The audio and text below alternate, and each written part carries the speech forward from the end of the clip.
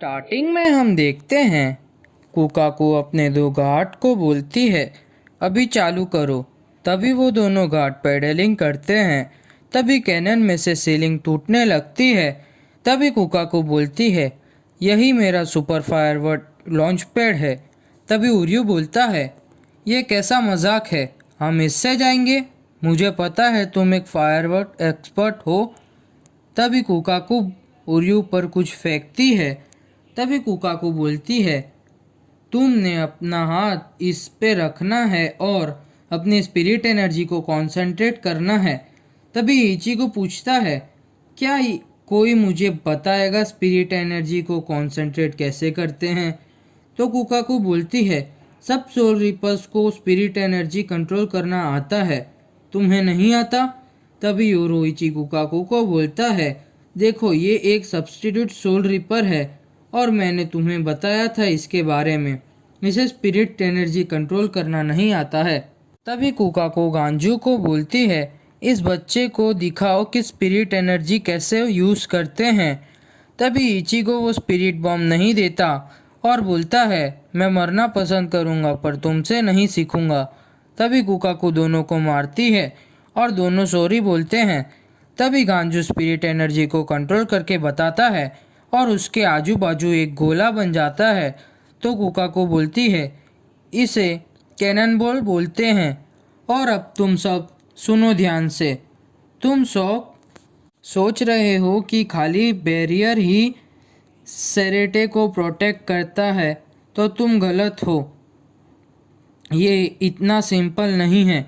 वो बैरियर एक powerful item से बना हुआ है। उसे सेकी सेकी कहते हैं। वो एक रेड स्टोन है। ये देखो, एक छोटा सा टुकड़ा है मेरे पास। तभी कुकाकू अपनी पूरी ताकत से स्टोन पर पंच मारती है, पर पत्थर को कुछ नहीं होता और बोलती है, बैरियर को खाली स्पिरिट एनर्जी से तोड़ना नामुमकिन है। स्पिरिट सेरेटे पूरा इस पत्थर की वॉल से बना हुआ है, इसीलिए हम इसे यूज़ करेंगे। तभी अंदर गांजू की हालत ख़राब हो रही होती है क्योंकि उसकी सारी स्पिरिट एनर्जी ख़त्म हो रही होती है। कुकाकू बोलती है, ये कैनन बॉल ये एक special spiritual partition penetration device है। इसे मैंने इन्वेंट किया है और अगर तुम चलो चारों मिलकर इसे बनाओगे तो ये बैरियर को भी तोड़ देगा। मैं ये कैनन यूज़ करूँगी तुम्हें शूट करने के लिए, तो ये तुम्हें बैरियर के अंदर पहुँचा देगा और तुम इससे हवा से सेरेटे में पहुँच जाओगे। तभी कुकाकू अपने गार्ड को बोलती है, इन्हें अंडरग्राउंड ट्रेनिंग रूम और लेके जाओ। तभी कुकाकू बोलती है, अगर तुम लोगों में से किसी ने भी कंसंट्रेशन तोड़ा तो वो कैनन बॉल ब्लास्ट हो जाएगा।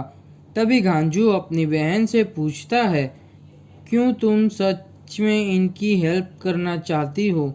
मैं इससे विरोध हूँ। सोल रिपर के हेल्प करना मुझे अच्छा नहीं लगता और तुम्हें तो पता है हमारे भाई के साथ क्या हुआ था।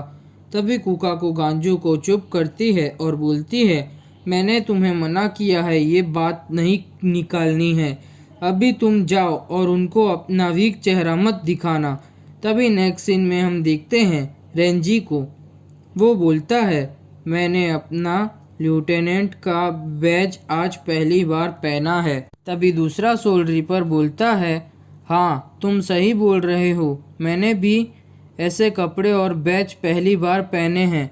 और बोलता है, हम सब लेफ्टिनेंट को बुलाया है लेफ्टिनेंट बैज पहन के मीटिंग में। तभी अंदर एक और सोल रिपर होती है, उसका नाम मोमो हिनामोरी होता है। वो बोलती है, टेसा जाइमोन रेंजी अबारे, तो तुम दोनों भी आ गए। तो रेंजी बोलता है, तो मोमो से पूछता है, तो यहाँ खाली तुम ही आई हो? तभी पीछे से एक और लेफ्टिनेंट आती है, उसका नाम रेनगीकू होता है। वो बोलती है, यहाँ सोल सोसाइटी में काम बहुत है तो आधे लेफ्टिनेंट वहाँ पर है, सारे को साथ आते आते शाम हो जाएगी। तभी रेंजी पूछता है, रेनगीकू की स्क्वाड का कैप्टन कौन है? तो टेंजाजाएमोन बोलता है हित्सुगाया हिनामोरी। तभी रेंजी बोलता है वो छोटा बच्चा है, वो भी कैप्टन है। तभी मोमो बोलती है रेंजी क्या तुमने कैप्टन आइजन को देखा है? तो रेंजी बोलता है नहीं देखा।